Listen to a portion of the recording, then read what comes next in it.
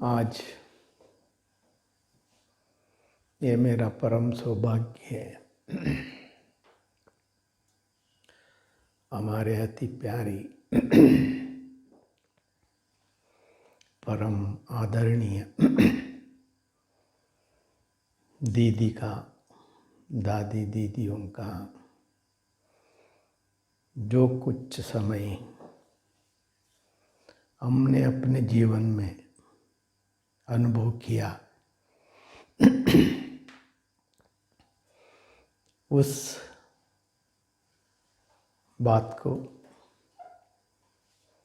उस नज़ारे को दोबारा हम अपने स्मृति में लाने का सौभाग्य का दिन है। जैसे मैंने ये बाबा का ज्ञान प्राप्त किया 1977 में, उस समय मैं मैसूर में था, नौकरी करते थे, बगीचे में सेवा करते थे गवर्नमेंट की। जब बाबा का ज्ञान मिला, जैसे बाबा कहते हैं, कुछ बाबा के बच्चों का जीवन में ऐसा दिन आता है, बच्चे ऐसे परवाने होते हैं, सेकंड में पैदा हो जाता है। ऐसा वो दिन था मेरे जीवन में भी, जहाँ मैसूर में मैं कमरा लेके अकेले रहते थे, पेरेंट्स सारा गांव में रहते थे। हमारे कमरे के कुछ ही दूर में इस ईश्वरी विश्वविद्यालय का प्रदर्शनी लगे हुए थे। बहुत धूमधाम से ये प्रदर्शनी था। उस प्रदर्शनी के सामने रोज मैंने दिन में 3-4 बार आना जाना करते थे, तो भी एक दिन भी अंदर जाने का मेरे को दिल नहीं हो, क्योंकि मैं सोचते थे दुनिया जैसा ये लोग भी कुछ कर रहा है। क्योंकि उस समय अभी प्रदर्शनी सब जगह जो मिलते हैं, ऐसे सब जगह का प्रदर्शनी नहीं था, दिल्ली से मंगाना पड़ता था। वो मेला का सेट है ना, दिल्ली कृष्णा नगर से मंगाया था, बहुत बड़े पैमाने से किया था। आखिर 15 दिन ऐसे ही चला। लास्ट दिन था, जिस दिन क्लोजिंग करना था उनको, देखो हम आत्मा, इस आत्मा का भाग्य किस सेकंड में उदय होना था, हमारा आत्मा का बुद्धि का ताला बाबा को खोलना था। तो लास्ट दिन शाम को 5 बजे मैं ड्यूटी पूरा करके आया कमरे में, फ्रेश होके चलो बाहर जाके आएंगे। उस समय शायद हमारा तकदीर खुलने का समय था। जैसे हम उस प्रदर्शनी के सामने गए, चलो आज इधर देखो क्या है, क्लोजिंग दिन। आप सोच लीजिए 15 दिन एग्जीबिशन हुआ है, सभी तो थके रहते हैं, भाई 15 दिन में ही नहीं आया, आज कौन आएगा। तो शाम को 5 बज रहा है, एक तरफ से फंक्शन की तैयारी कर रहे हैं अंदर लोग, और दूसरे तरफ से कुछ चित्र खोलना भी शुरू कर दिया। पहले का 2 चित्र खोल ही दिया था, एक परमात्मा का, एक सर्वात्माओं का। फिर तीसरे चित्र में जब आत्मा का था वहाँ एक बहन जी ने एक्सप्लेन कर रही, तो मैं जब गया तो वहाँ कुछ जो थे, भाई साहब वो ग्रुप के साथ आप मिल जाओ। मैं भी जाके वो ग्रुप के पीछे, एकदम पीछे खड़े हो गया। देखिए मेरे को ये समझ में नहीं है, जैसे मैं वो ग्रुप में खड़े हो गया, बाबा ने मेरा बुद्धि का ताला कैसे खोला मेरे को ही समझ में नहीं। इतना इग्नोर करता था इस प्रदर्शनी के बारे में, जैसे आत्मा का परिचय एक एक शब्द सुनाते गए, पूरा के पूरा अंदर जाते गए। बाबा कहते हैं ना, 1 सेकंड में बुद्धि का ताला खुल जाता है। बाबा मुरली में बार बार कहते, बच्चे 1 सेकंड में आपको मुक्ति, जीवन मुक्ति मिल जाता है। ये मेरा सौभाग्य का वो घड़ी था। आप सोचेंगे, पूरा वो आत्मा का चित्र पूरा एक्सप्लेन करने तक मैं अपने आप को कंप्लीट आत्मा ही महसूस कर रहा हूं। इतना अच्छा अनुभव बाबा ने कराया। जब बाबा ने इतना अच्छा अनुभव किया तो मैं संपूर्ण एकदम कंप्लीट पिघल गया। अरे इतना अच्छा ज्ञान हम इतना दिन मिस कर दिया, सचमुच। तो बाकी आगे का जो जो चित्र गए, तो ये सब बहुत बड़ी कहानी है। तो वो सुनते गए, सुनते कुछ बातों को मैं वहाँ ही छोड़ा उसी समय। आप सोच लीजिए, कुमार था, अकेले थे, नौकरी करते थे, हमारा धंधा है कि आप पिक्चर देखना, जो भी नया पिक्चर आएगा। जो वहाँ एक्सप्लेन करते करते वो एक चित्र पे गए। बाबा मुरली में कहते हैं ना, सिनमा, सिनमा माना सिन की माँ, पाप की माँ। मैंने सोचा, अरे हम तो हफ्ते में 4-5 बार तो वही धंधा करते हैं, लड़के लोग हैं, दोस्तों के, भाई आज तुम्हारा खर्च है, कल मेरा खर्च है, चलो। तो जैसे मैंने सुना, उसी समय खड़े खड़े ही मैंने उसको त्याग किया। वो शक्ति बाबा ने आत्मा के अंदर कैसे दिया।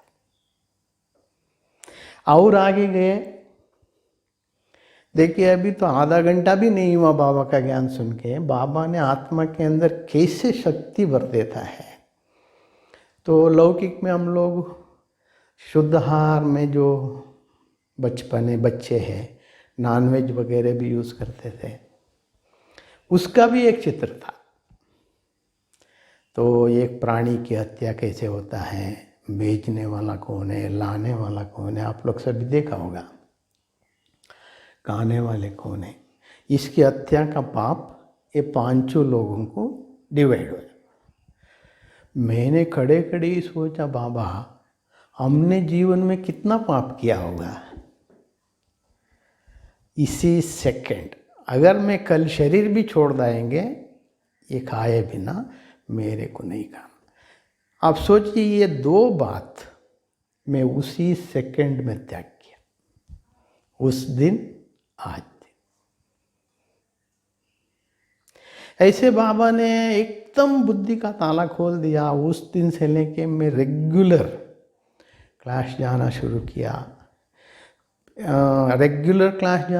शुरू किया। फिर मेरा स्थिति और पुरुषार्थ और लगन को देख के हमारे बहनों ने हमको बहुत आगे प्रमोट करना शुरू किया। 15 दिन हुआ, 1 मास हो गया, 2 मास हो गया, शायद मैं 3 मास का बच्चा होगा, मधुबन जाने का प्रोग्राम मिला। क्योंकि बहनों को पता लगता है ना किसका पुरुषार्थ कैसा है, क्या है। वो भी भट्टी था, कुमारों का भट्टी था। उस समय मेरे को, मैं समझता हूँ 23 या 24 साल होगा मेरे को। तो हमारे दीदी ने कहा, तुम भट्टी में जाएंगे? हमको ये भी पता नहीं भट्टी क्या होता है।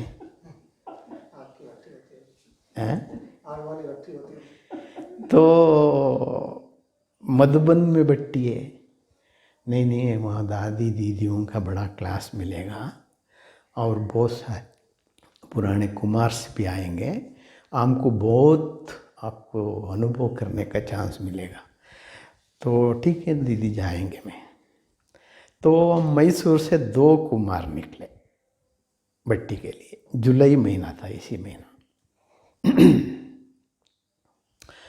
तो कैसे भी करके हम लोग यहाँ पहुँच गए। बारिश भी गिर रहा था। तो उस समय जैसे हम लोग मधुबन आते थे कोई भी, तो सबसे पहले हमारे दीदी, दादी, साथ में मोहिनी दीदी सबसे मिलते थे। तो सबसे पहला दर्शन मेरे को दीदी का हुआ 1977 में। हमने तो बाबा को नहीं देखा था, ना मम्मा को देखा था। बहुत सारी बातें सुना था बड़ों से और किताबों से पढ़ते थे, परंतु जैसे मैंने दीदी को देखा, एक नमूना, एक अलौकिक मैंने फीलिंग किया, बाप समान। दीदी का दृष्टि, वो स्थिति मेरे को, वो सबसे पहली दृष्टि में ही मेरे को वो अनुभव कराया। जैसे कैसे है, first impression is the best impression. मेरे बुद्धि में बैठ गया, हमारे दादी दीदी ही हमारा बाप समान है। तो उस समय जो भी आते थे, एक आवे दो आवे, सभी को बिठा के परिचय लेते थे, भले आधा घंटा भी हो, 1 घंटा भी हो। अभी तो 2 मिनट में मिलने का टाइम नहीं है, वो बात अलग है, परंतु उस समय दादी दीदी बैठ के हर एक का परिचय लेते थे। हम घर में कौन है, क्या करते हैं, कौन कौन है, परिवार में कौन है, ये सारी बातें पूछते थे दादी दीदी। वो भी दीदी भी तो एकदम लव और ला, एकदम। तो दीदी जैसे जैसे एक एक शब्द पूछती थी, हम लोग बच्चे के माफिक अपना सारा परिचय देते थे। अच्छा ऐसे क्या, ऐसे। उस समय हमको इतना हिंदी भी नहीं आता था, टूटा फूटा हिंदी थोड़ा बहुत आते थे। अगर मेरा कुछ गलती हो गया तो हमारे बाजू में जो दूसरा भाई था वो दादी दीदी हमको सुनाता था। ऐसे करके भट्टी शुरू हुआ। टोटल 70 मेंबर्स हम भट्टी में थे। पूरा ऑल इंडिया से 70 कुमार भट्टी में आए थे। उस भट्टी में पूरा पक गया हम लोग। जो कच्चा कुछ बचा हुआ था, दादी दीदियों ने हमको ऐसे क्लास, ऐसे। उस समय मेजॉरिटी दीदी का क्लास, दादी का क्लास। क्या क्लास होता था, पिन ड्रॉप साइलेंस।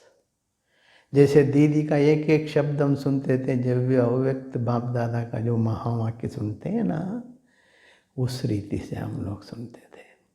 कुमारों का जीवन क्या है, कुमारों का लाइफ कैसे रहना चाहिए, उनकी जीवन में धारणा कैसे रहना चाहिए।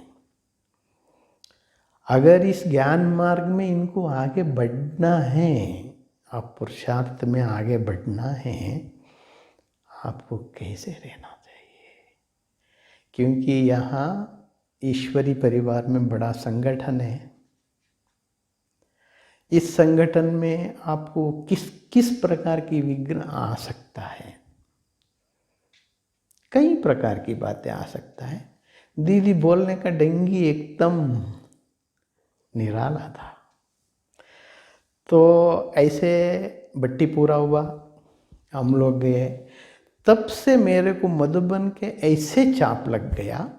उस समय मेरे को ना हिंदी लिखने आता था, ना पढ़ने आता था, टूटा फूटा बोलते थे मैं। दीदी दादी ने कहा, भाई सभी आपका प्रतिज्ञा पत्र लिख के देना है। कुमारों का एकदम इतनी पावरफुल शक्ति बढ़ते बढ़ते बढ़ते लास्ट डे में बाबा के कमरे में जाओ, सभी अपने अपने प्रतिज्ञा पत्र लिख के दो।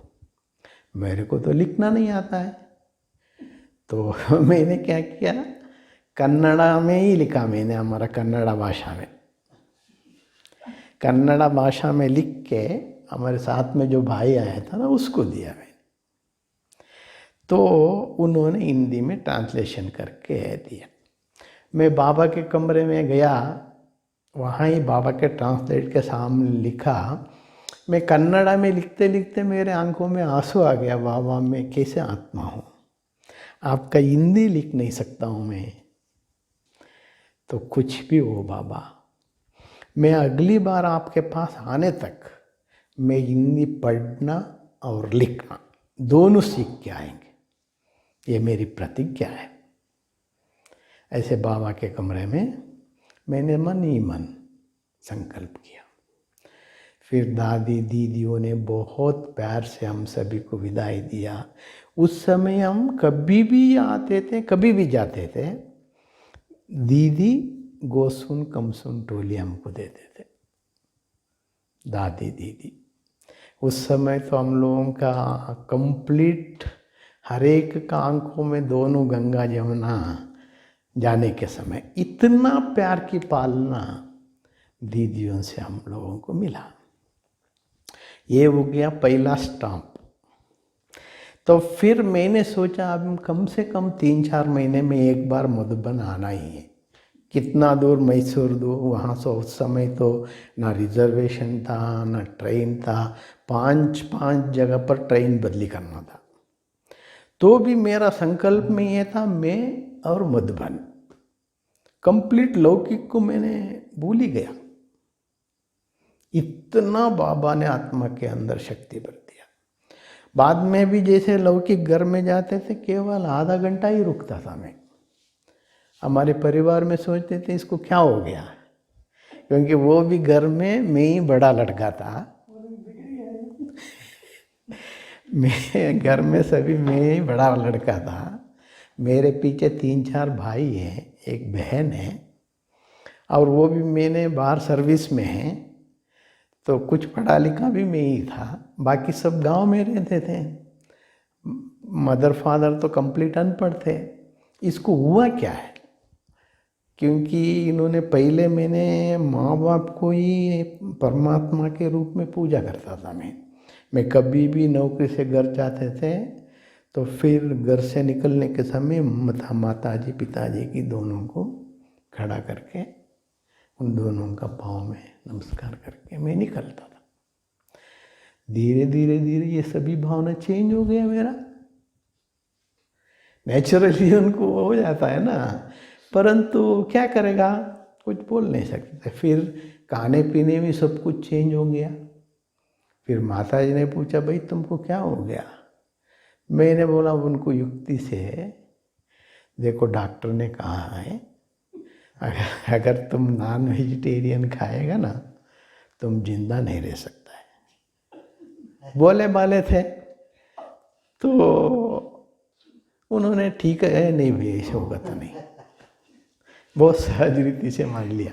क्योंकि हमारा लौकिक फैमिली है, वही मेन फूड तक कहाँ भी जाओ, जैसे हिंदी फैमिली होता है ना, ऐसे किसी के घर में जाओ वही, भाई हमारा ये आया है आज ये बनाना है, तो एकदम स्टॉप हो गया। फिर उसके बाद में अभी जैसे जाते थे ना उस समय भोजन करना, ऐसे एक एक एक एक करके कंप्लीट 3-4 महीने के अंदर ही कंप्लीट स्टॉप कर दिया। मैंने माता जी को कहा, देखो अभी तो आप समझ गया है, मैं तो आश्रम पे जा रहा हूँ। अगर मैं जिस दिन आता हूँ ना यहाँ, अगर आप भोजन बना के देंगे मैं खाएंगे।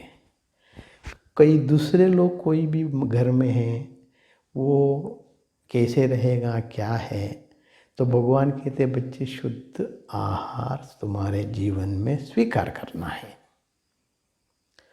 तो इस रीति से आप मेरे को बना के दीजिए। ऐसे ऐसे करके धीरे धीरे सब बातों में वो लोग भी सेटल हो गए। फिर दोबारा जब मधुबन आने का टाइम आया तब मैंने सोचा मैं इस बार सेवा में जाऊँ। 78 में 78 में मैं इस बार 1 महीना, क्योंकि उस समय गवर्नमेंट में जो हमको नौकरी मिलते थे छुट्टी, वो छुट्टी को मैं कहीं इधर उधर यूज़ नहीं करे, मैं सिर्फ मधुबन के लिए यूज़ करे। ऐसे मेरे को मधुबन में 78 में 1 महीना सेवादारी होके आने का चांस मिला 1 साल के बाद। तो तब तक बाबा से नहीं मिले थे मैं। जब मधुबन में 78 में आया, उस 1 महीने में दीदी से बहुत पालना मिला मेरे को, क्योंकि ये मधुबन का आंगन था। उस समय कहाँ से भी हम गुजरेंगे तो सामने दीदी और दादी मिलते थे, इधर आओ। उस समय तो हम लोग तो एकदम में अपने आप को सोचते थे हमने क्या कुछ किया है या किसी से कुछ बात किया। इतना हम लोगों को इतना एकदम अपने ऊपर अटेंशन था। अभी जैसा जैसे सब जगह हम लोगों को जो फ्रीडम है, उस समय ना किसी के पास ना रेडियो सुनने को मिलता था और किसी के साथ खड़े हो के बात करने को भी आपको नहीं, तो क्या सेवा कर रहे हैं। तो जैसे मैंने सबसे पहले भट्टी में आए थे, उस समय दीदी ने जब पूछा था मेरे को, वो बोलना भूल गया मैं, तुम क्या काम करता है? मैंने बगीचे में सेवा करता हूँ दीदी। तो दादी, दीदी, मोहिनी दीदी तीनों, अच्छा बगीचे में काम करते हैं। तो हमारा बाबा का बगीचा है ना, ये बगीचा भी थोड़ा देख लो। देखो पहला दिन ही ये वरदान हमारे दादी दीदियों से मेरे को मिला। उस समय बाबा का झोपड़ी बगीचा था, क्योंकि यहाँ और कोई विस्तार था ही नहीं, झोपड़ी में ही छोटा सा बगीचा था। जैसे दादी दीदी बोलने के बाद में जब हमारा भट्टी में क्लास वगैरह पूरा हो जाते थे, तब उस समय कुछ कटिंग करना, कुछ सेटिंग करना, तब से हमारा ये सेवा शुरू हो गया। उस कारण से जैसे मैं 1 महीना सेवा में आया, दादी दीदी ने वही सेवा मेरे को दी। देखिए उस दिन से आज तक मैं कभी भी आते थे वही बगीचे का सेवा, क्योंकि खास करके दादी दीदी को साथ मोहिनी दीदी जो थी, उनका बहुत बड़ा इंटरेस्ट था गार्डन के बारे में। तो ऐसे ही 1978 में हम सेवा में आए। दीदी रोज पूछती आज क्या सेवा किया है, क्योंकि कभी भी देखेंगे तो दादी दीदी साथ में ही होते थे, क्योंकि दादी दीदियों को एक संकल्प था, ये बालक कहीं संग दोष में ना चले जावे, ये नया नया है, क्योंकि मधुबन तो बड़ा बहुत बेहद घर है।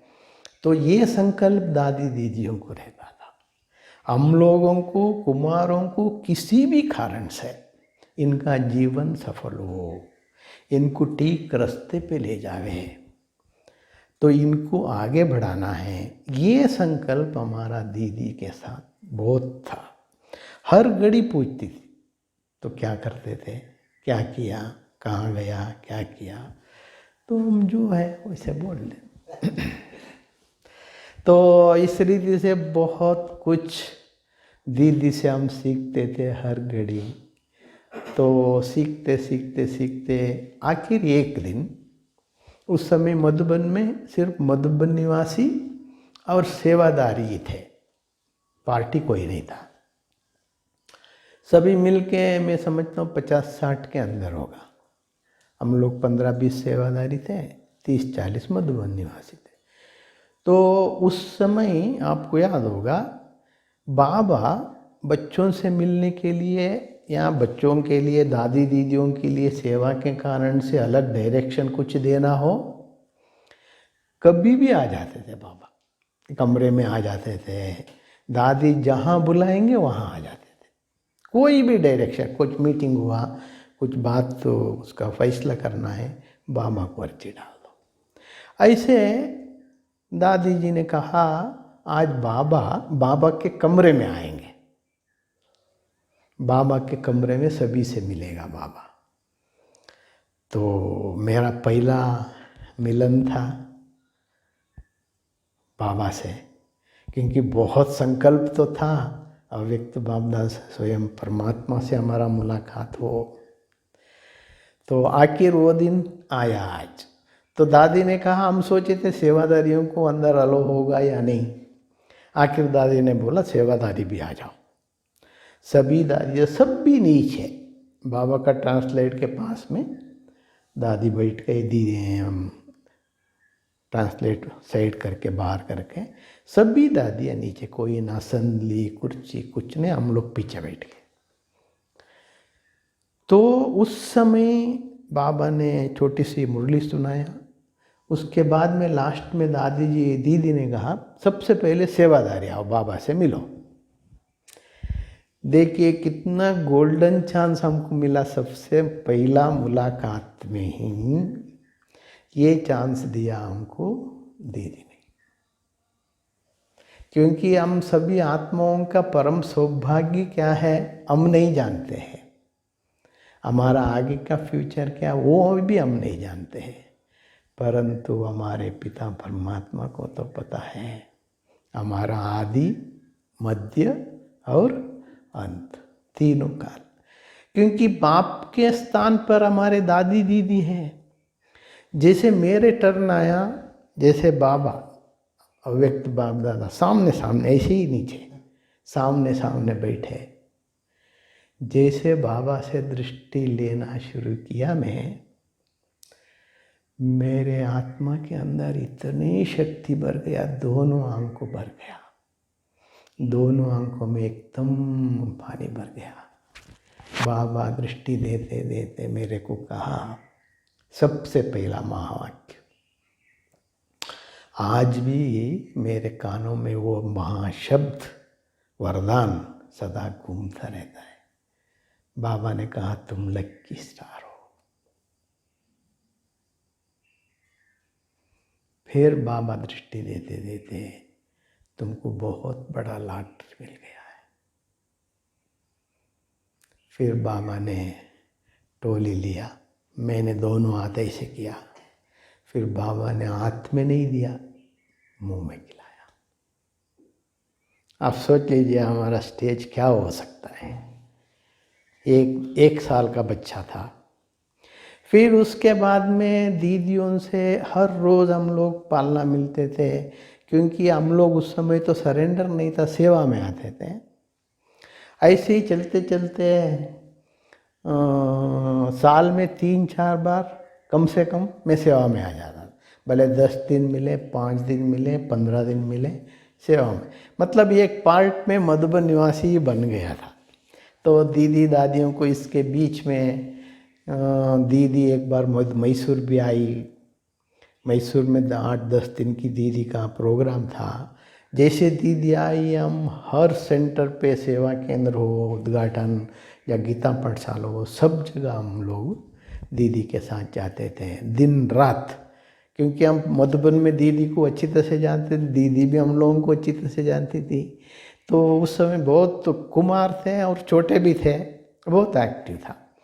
तो ऐसे करके आते आते 81 में जब ओम शांति भवन बनना शुरू किया, तो उसके बाद में 82 में यहाँ का बगीचा बनाना था। तो क्योंकि 83 जनवरी 18 तारीख इसका उद्घाटन था, तो दीदी उस समय कोई भी बात वो दादी दीदी दोनों मिलके ही फैसला लेते थे, छोटी सी बड़ी सी कोई भी हो।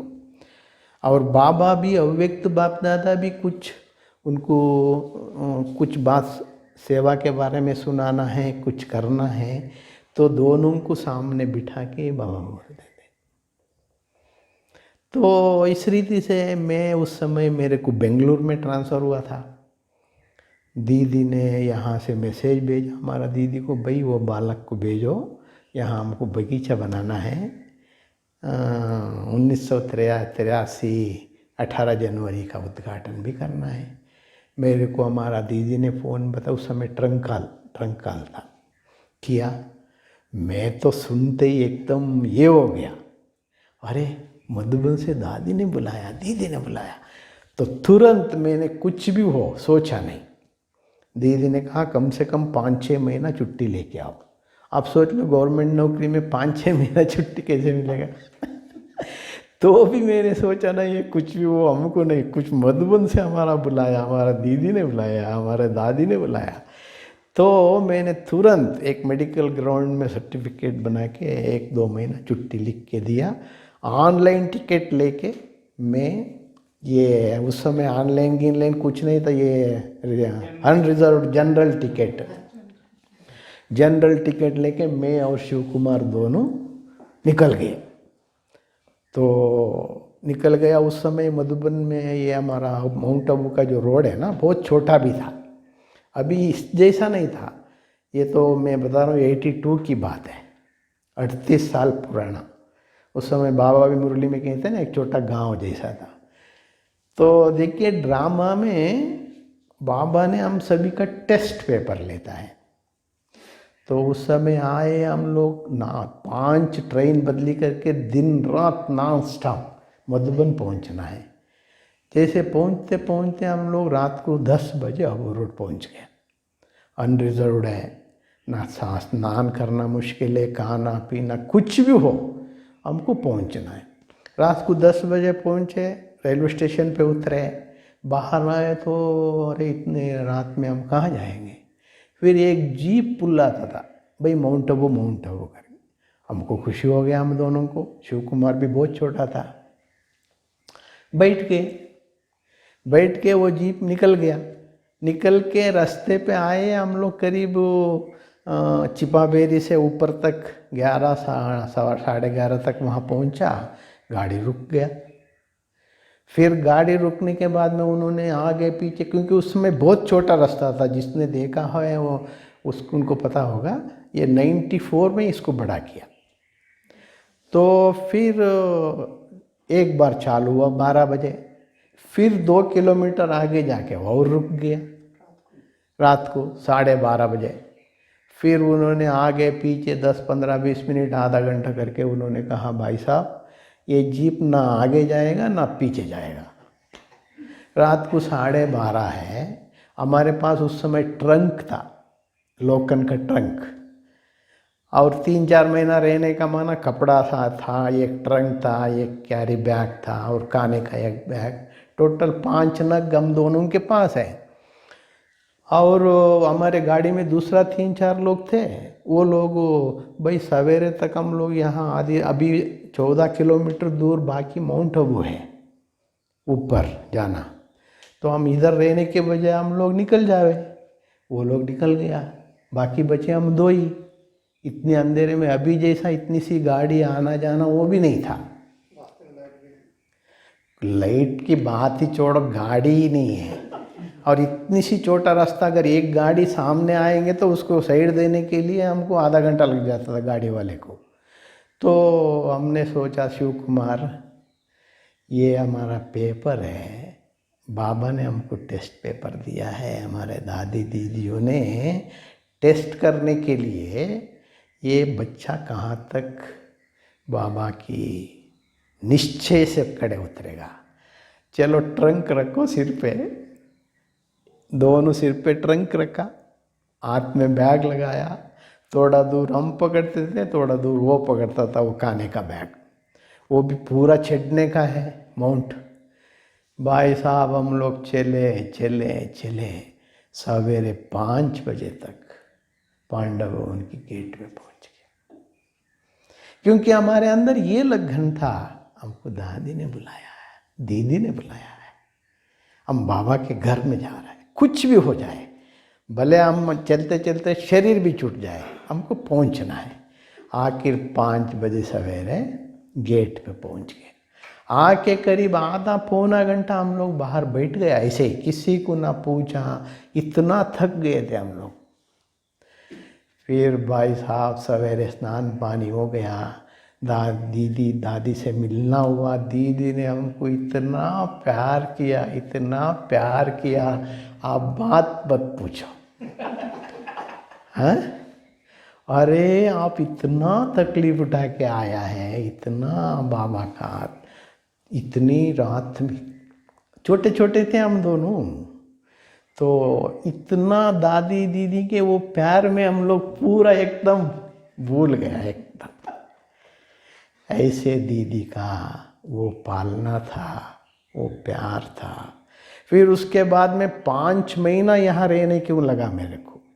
5 महीने में तो दीदी से हमने बहुत कुछ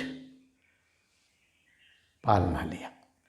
दीदी दादी से। उसी समय हमने समझा मैं अगर जीना है तो मधुबन में जीना है, मेरे को और ना नौकरी करना है, कुछ करना नहीं। आखिर जनवरी 1 तारीख तक ऊपर से लेके पीछे आगे तक भी पूरा बगीचा तैयारी किया। तो दीदी दादी रोज़ देखते थे आकर के और बुला के सुनते थे और कुछ समझाते थे, किसी के संग में मत जाना। दीदी एक एक शब्द बोलने के समय धीरे से नज़दीक बुला के धीरे से बोलती थी। तो जी दीदी, तब तक तो मैं अच्छी तरह से थोड़ा हिंदी सीख गया था, पढ़ना लिखना सब कुछ सीख गया था।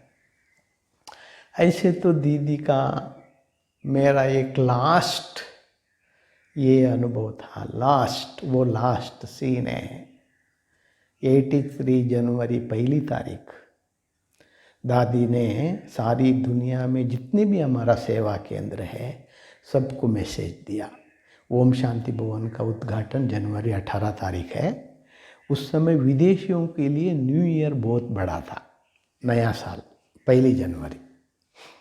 तो उस समय सभी 1 जनवरी सभी देश वाले अपने देश का एक एक पौधा ले आना, ओम शांति भवन में लगाना है। तो ये हमारा कंपाउंड का किनारा है ना, ओम शांति भवन का सामने नीचे बगीचे का लंबा सा, वो पूरा लाइन में सभी देश का पौधा लगाया था, सभी विदेशी ग्रुप के साथ। जनवरी 1 तारीख दादी दीदियों के साथ हम लोग सब उस समय गेती पौड़ा लेके गड्ढा खोदना लगाना सब कुछ कराया। दीदी ने लास्ट में बुलाई, आओ इधर। जी दीदी, मुट्ठा, ये दीदी का फेवरेट वर्ड था, मुट्ठा तुम लगाया? दीदी मैं सभी पौधा मैं ही पकड़ता, नहीं तुम इधर आओ, तुम लगाओ। देखो वो लास्ट सीन था दीदी का मेरे जीवन में। मैंने पौधा लगाने के लिए बैठा, दीदी मेरे सिर पे हाथ रखा, पीछे खड़े हैं। तो फिर वो फोटो भी था, पता नहीं बाद में कहाँ खराब हो गया क्या हो गया। तो हम लोग टोपी की भी पहने थे, छोटे छोटे थे उस समय। तो मैं लगाया, वो हमारा वो लास्ट सीन था। आपने तो मोदी जी को रोक दिया था, हमारी दादी आने दो वीडियो में। तो वो क्यों मैं बोल रहा हूँ ये लास्ट सीन था, दीदी ने कहा होने के बाद में, जब वो जनवरी 18 तारीख उद्घाटन हो गया, मैंने दीदी से छुट्टी लेने गया। दीदी बुलाई, आओ इधर, क्या तुमको जाना है क्या? नहीं रुक सकता है? रुकना हो तो रुको। मैंने कहा दीदी मैं आएंगे, थोड़ा सा मेरा जिम्मेदारी है, वो पूरा करके मैं पक्का आएंगे। ये हमारा दीदी से ये लास्ट शब्द था। दीदी ने बहुत प्यार से टोली दिया। फिर मैं वापस चले गए जनवरी 18 तारीख के बाद। फिर मैं गए क्योंकि 4-5 महीना छुट्टी लिया था मैंने, 5-6 महीना। फिर बाद में दीदी का तबीयत कुछ खराब हो गया। उसी साल में जुलाई महीने में दीदी जी ने शरीर छोड़ दिया, परंतु मैं नहीं आ सका क्योंकि 5-6 महीना छुट्टी लिया था।